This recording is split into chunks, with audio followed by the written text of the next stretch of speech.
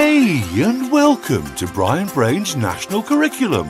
This is the quiz that the entire family can take part in, enjoy, and hopefully learn something from.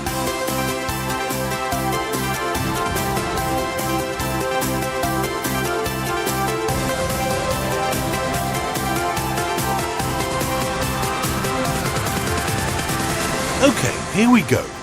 My name is Brian Brain, and if you haven't played before, don't worry, you'll soon get the hang of it. You might even want to create a prize for the winner or the winners if you decide to play as a team. Let's see if you younger budding brains can beat the adults, the boffs. You see, for every budding brain question for you kids, a harder boff question for the adults will follow. So, everybody's got an equal chance. But do you know, the most important thing is to just have some fun, but also build that brain power of yours. Did you know that your brain actually works a little bit like your muscles? The more you use it, the stronger it gets. Okay, so today's subject is history for year 1. And what we've done is mix the various topics up for you. So for each question you get right, award yourselves a point. It's as simple as that. Don't forget to keep score as you go along, so you might want to get a pen and some paper ready before you start. Here's a little bit of getting ready time.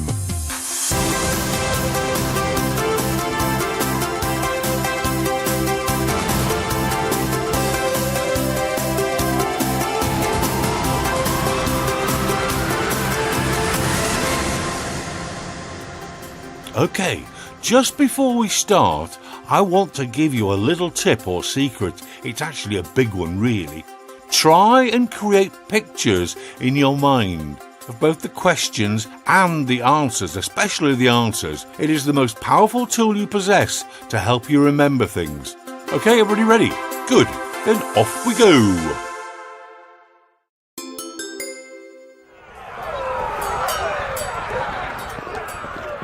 Budding brains. Which battle was fought in 1066 between the English and the French? Now, for each question you get some thinking time, which starts now. Which battle was fought in 1066 between the English and the French?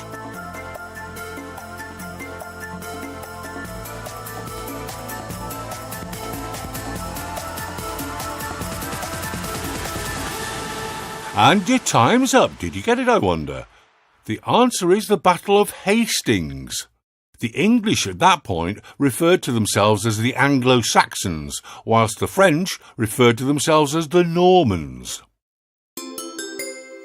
Boffs, which side won the Battle of Hastings? Here's your thinking time now.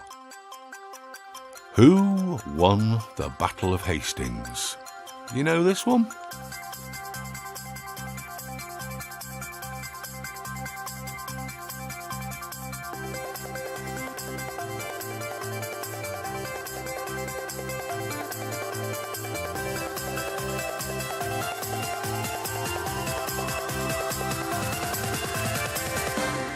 Well, the answer is the Normans won, giving rise to William's name, William the Conqueror. And that was the last time that a foreign army managed to invade England, about 950 years ago now. Now, from a first to a last, budding brains. Which brothers invented the first aeroplane that ever flew? Here's your thinking time. Which brothers invented the first aeroplane to ever fly?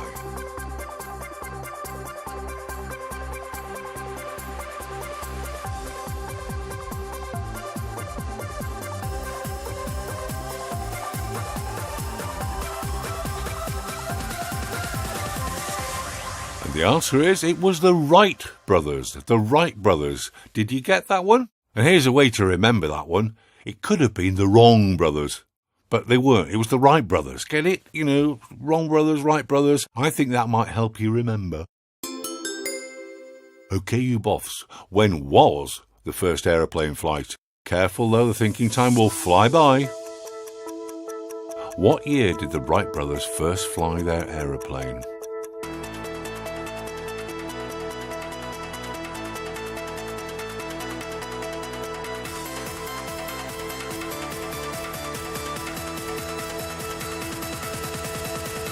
And time's up. Did you get that one?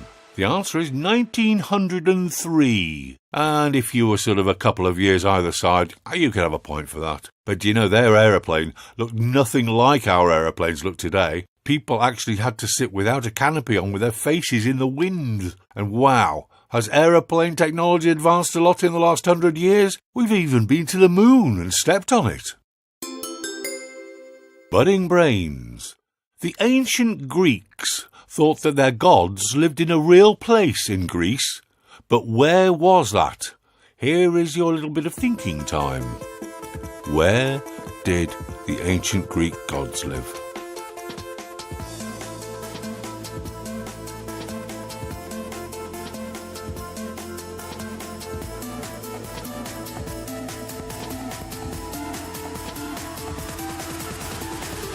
And time's up. The answer is on Mount Olympus. Mount Olympus.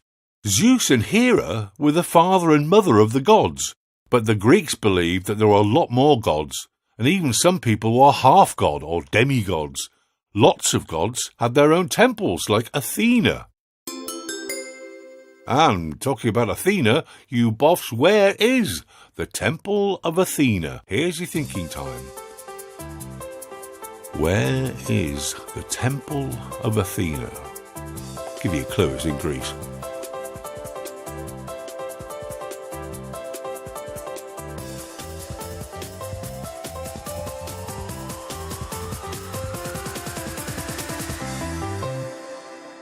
Time's up. Did you get that one? It's Athens, Greece. In Athens. Back to you, budding brains.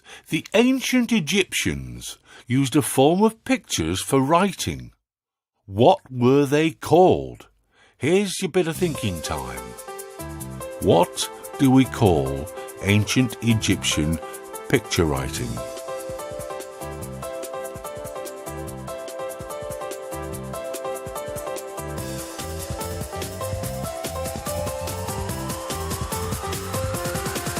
Time's nearly up. And time is up. The answer is hieroglyphics. Hieroglyphics. And did you know that the rulers of ancient Egypt were called pharaohs? The only reason we can read hieroglyphics is because archaeologists found a stone tablet that had the same words in hieroglyphics and ancient Greek. It was called the Rosetta Stone. So, you boffs still with the ancient Egyptians. They used to make paper from a certain type of reed. What was that called? Here's your thinking time. What reed did the ancient Egyptians use to make paper?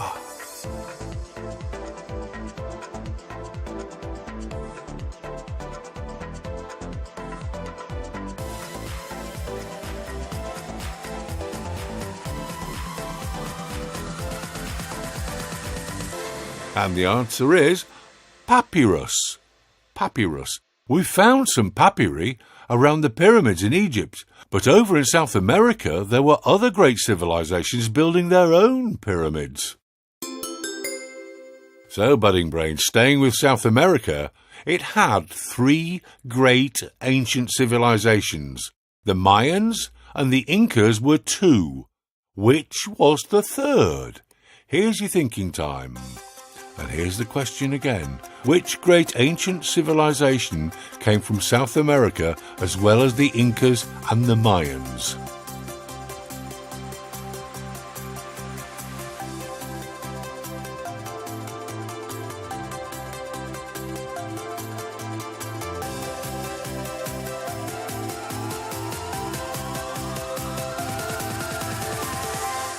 Okay, time's up. Did you get it? The answer is the Aztecs.